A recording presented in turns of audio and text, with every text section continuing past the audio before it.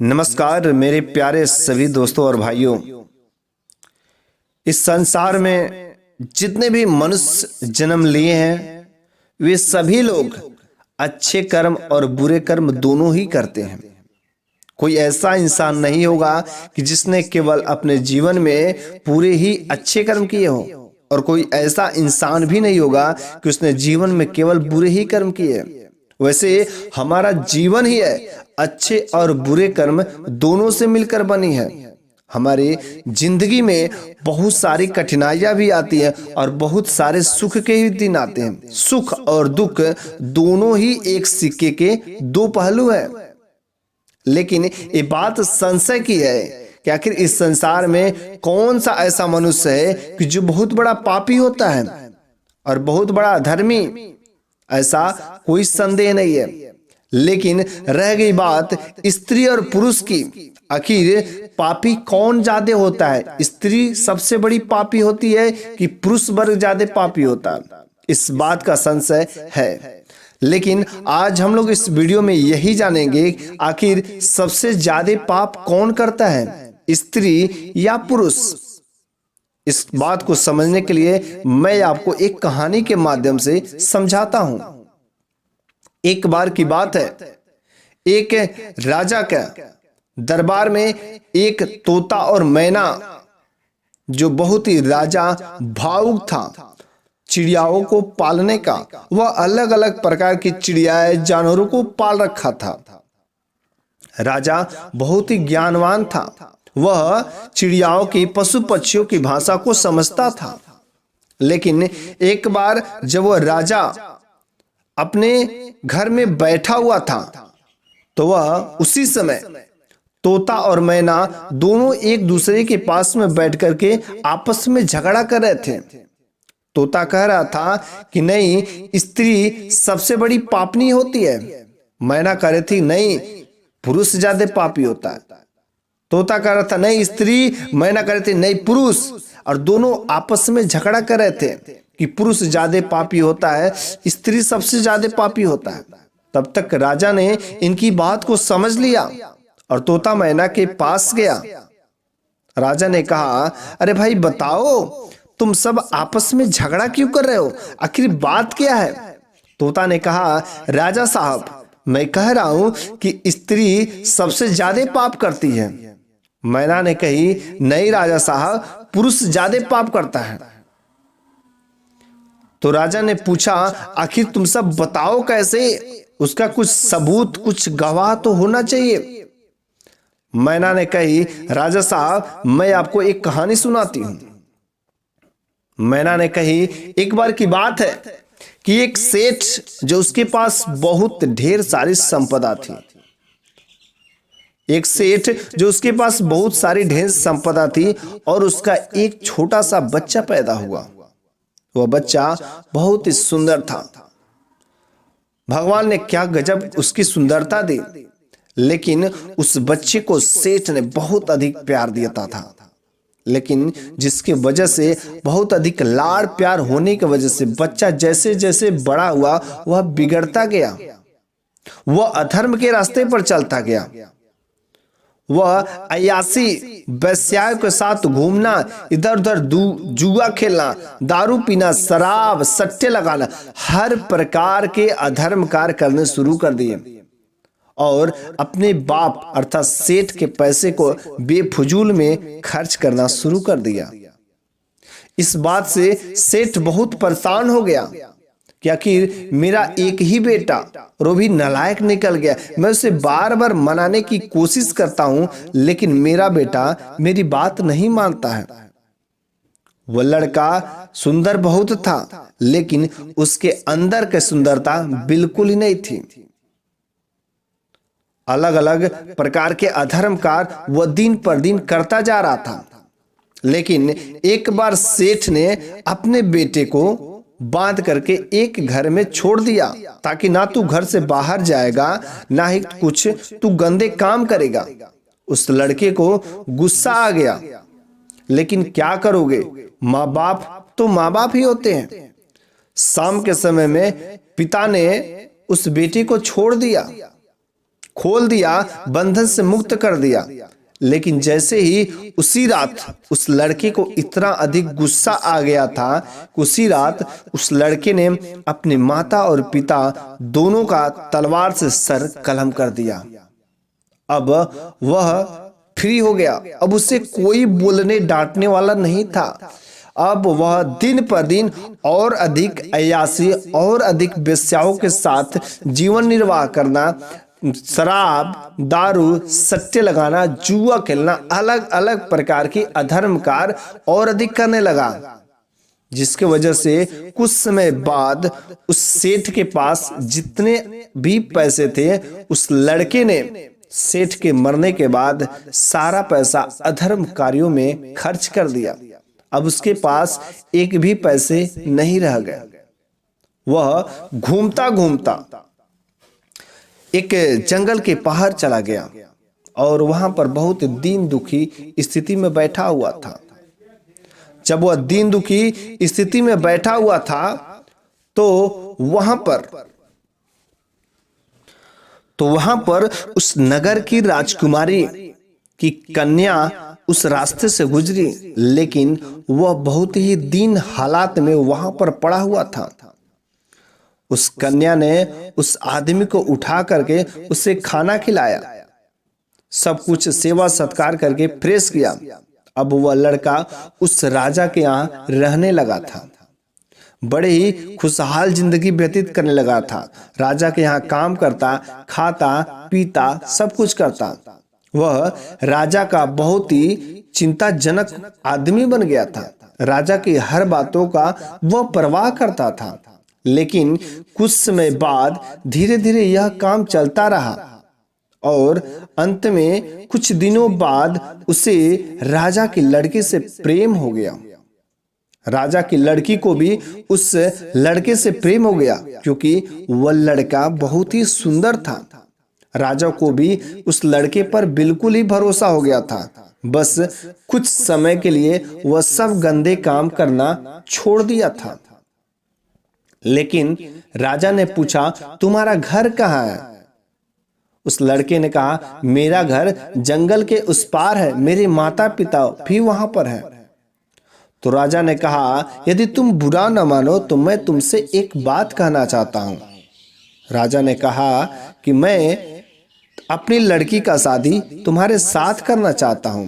लड़के ने कहा, मैं भी तैयार हूं, मैं भी आपकी लड़की से बहुत अधिक प्रेम करता हूं। इस कारण से राजा ने लड़की का शादी उस लड़के के साथ कर दिया। राजा ने उस लड़के को ढेर सारी संपदा दे करके उसको घर से विदा किया।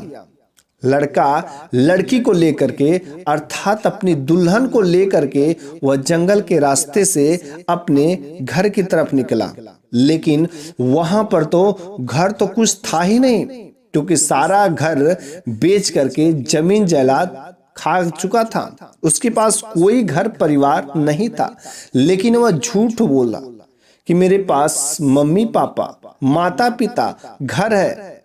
लेकिन जब वह जंगल के रास्ते से लड़की को लेकर के गुजर रहा था तो लड़की भी अपने साथ में काफी जेवरात रखी हुई थी।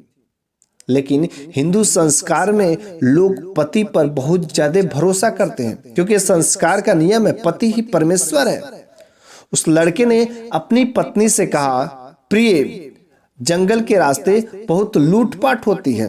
पिछली बार मैं लूट गया था, मेरे पास बहुत सारी ढेर संपदाएं थी, जिसके वजह से मैं दीन दुखियारी स्थिति में पड़ा हुआ था और तुमने सहायता की थी। ठीक है, इसी प्रकार से इधर से भी जाते वक्त हो सके लूटपाट हो, और इसी वजह से जितना भी तुम्हारे पास जेवरात है तुम हमें दे दो, मैं छुपा कर रख लेता हूं और मैं तेजी से भाग सकूंगा। लड़की ने अपने पति पर भरोसा करके सारे जेवरात अपने पति को दे दिए। कुछ दूर चला और उसके साथ में जो डोली कहार लेके जा रहे थे, जो सैनिक थे, 2 लोग कहार थे, उस लड़के ने रास्ते में रुक करके तलवार निकाली और सारे कहार को, जो भी साथ में आदमी लगे हुए थे उनको जान से खत्म कर दिया। और जो लड़की थी वो बेचारी बिल्कुल ही भयभीत हो गई, लेकिन उस लड़के ने उस लड़की को नहीं मारी, अर्थात अपनी पत्नी को नहीं मारी। उससे उसके शरीर से सारे जेवरात छीन लिए, जो पहनी हुई थी वो भी ले लिया, क्योंकि उसकी आदत पुरानी वाली थी। और उस लड़की को एक कुएं में धकेल दिया ताकि वह उसी कुएं में तड़प करके मर जाएगी। वो लड़का फिर से जंगल की उस तरफ चला गया, फिर से अपने गंदे काम करने शुरू कर दिए। जब तक उसके पास पैसे थे तब तक फिर से वही गंदे काम, वेश्यागिरी, पैसे उड़ाना, दारू, शराब, गांजा, अलग अलग प्रकार के जो अधर्म काम सब करना शुरू कर दिया। इधर लड़की कुएं में गिरी हुई थी, तब तक उस रास्ते से एक मुसाफिर गुजरता है। लड़की चिल्ला रही थी, मुझे बचाओ, मुझे बचाओ। उस मुसाफिर ने उस लड़के की आवाज सुनी। जब वह कुएं के पास वह मुसाफिर जाता है तो देखता है कुएं में एक लड़की गिरी हुई है। लड़की के रिक्वेस्ट करने पर, प्रार्थना करने पर उस मुसाफिर ने लड़की को कुएं से बाहर निकाला। तो पूछा कि तुम कौन हो? तो वह बोली, मैं राजा की लड़की हूं, मुझे शादी करके एक आदमी के साथ, अर्थात मैं अपने पति के साथ अपने घर को जा रहे थे, लेकिन रास्ते में कुछ अनहोनी हो गई। आप कृपा करके मेरे को अपने घर पहुंचा दीजिए। उस मुसाफिर ने राजा के घर पर उस लड़की को ले जाकर के दे दिया। राजा ने अपनी लड़की से पूछा, तुम्हारा पति कहाँ है? लड़की ने ऐसी वैसा कोई गंदी बातें नहीं बताई। लड़की ने कहा कि रास्ते में लूटपाट हो गए, जिसके वजह से सभी सैनिक मारे गए और वह गुम हो गए, और मैं इस हालात में पड़ी हुई थी, सारे जेवरात छिन गए, जिसके वजह से मेरे को इस मुसाफिर ने आपके राज्य तक, यहाँ तक छोड़ा। मैं किसी तरीके से बच के आई हूं। लड़की ने अपनी पति की इज्जत बचा ली। वो लड़का कितना अधिक अधर्म काम किया। उस पैसे को लेकर के अपने नगर में खूब अधर्म किया। जब तक पैसे थे तब तक वह गंदे काम करता रहा। वह सुधरने वाला नहीं था, लेकिन वह तो जानता था कि लड़की मर गई है। जब उसके पास पैसे खत्म हो गए तो वह सोचा, अब चलता हूं फिर से अपने ससुराल और राजा से कहूंगा कि आपका नाती हुआ है, आपका नाती होने वाला है, जिसकी वजह से राजा साहब खुश होकर के काफी ज्यादा धन दौलत दे करके फिर से विदा करेंगे। और इस बात को सोच करके वह लड़का फिर से अपने ससुराल आया, लेकिन देखता क्या है कि वह लड़की जीवित है। जैसे ही लड़की सामने देखता है वह अचंभित हो जाता है कि वह कैसे बच गई। लड़की ने कहा, तुमने मेरे साथ बहुत बुरा व्यवहार किया है, लेकिन मैं अपने पिताजी को ऐसा वैसा कुछ नहीं बताई हूं कि तुमने ऐसे गंदे काम किए हैं। तो उस लड़के ने फिर से आकर के उस राज दरबार में रहने लगा। फिर से कुछ समय बीतने के बाद उस लड़के ने कहा, राजा साहब आपको नाती होने वाले हैं, जिस वजह से राजा ने बहुत अधिक खुश हुआ। लड़के ने कहा, राजा साहब मैं घर जाना चाहता हूं। लेकिन राजा साहब ने प्लान बनाया ही था कि मैं ढेर सारी धन संपदा दे करके फिर से अपनी लड़की को अधिक सैनिकों के साथ भेजूंगा, वापस करूंगा। लेकिन वह लड़का बहुत बदतमीज था, बहुत अधर्मी था। उसी रात उसके मन में गंदे विचार आ जाते हैं और वह लड़का उसी रात को तलवार निकालता है और साथ में राजा रानी और अपनी पत्नी 3 लोगों का हत्या कर देता है और वह राज सिंहासन पर जाकर के बैठ जाता है और फिर से वह अधर्म कार्य करने शुरू कर देता है, जिसके वजह से वह लड़का बहुत अधिक अधर्मी, बहुत अधिक पापी हुआ। तो यह कहानी मैना ने राजा साहब को सुनाई। मैना कही, इसी कारण से पुरुष जो है बहुत अधिक पापी होता है। तो तोता ने भी पूरी स्त्री की त्रिया चरित्र की कहानी बता डाली। तोता ने भी कहा कि औरतें भी, स्त्रियां भी बहुत अधिक चरित्रहीन होती हैं, वो भी बहुत अधिक पापनी होती हैं, केवल पुरुष ही नहीं होता है।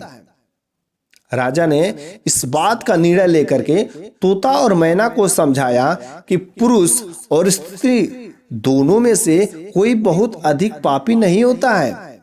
इन दोनों में से जो भी गलत कर्म करेंगे, जिस समय पर जो गलत कर्म करेंगे, वह पापी होता है। चाहे वह अधर्म काम करता है, चाहे वह किसी की हत्या करता है, चाहे वह ब्रह्म हत्या करता है, चाहे वह गौ हत्या करता है, या किसी को मारता है, किसी को पीटता है, सुट्टे लगाता है, वेश्याबाजी करता है, गंदे कर्म करता है, अनेक प्रकार के यदि कोई भी किस समय पर बुरे कर्म करता है, चाहे वह स्त्री हो या पुरुष, इस बात पर कोई निर्भर नहीं करता। जो गंदे कर्म करता है वह पापी होता है। लेकिन ऐसा हम नहीं कह सकते कि स्त्री ज्यादा पापी होती है और पुरुष ज्यादा पापी होता है।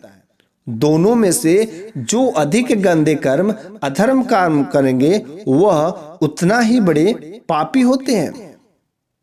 और यह बात कह करके राजा साहब ने तोता और मैना को समझाया और दोनों का झगड़ा शांत हुआ। तो हम लोगों को भी समझ आ गया होगा कि कौन सबसे ज्यादा पापी है, स्त्री या पुरुष। यदि आपको समझ आया होगा, कहानी अच्छी लगी हो, तो प्लीज कमेंट बॉक्स में रिप्लाई जरूर दीजिएगा।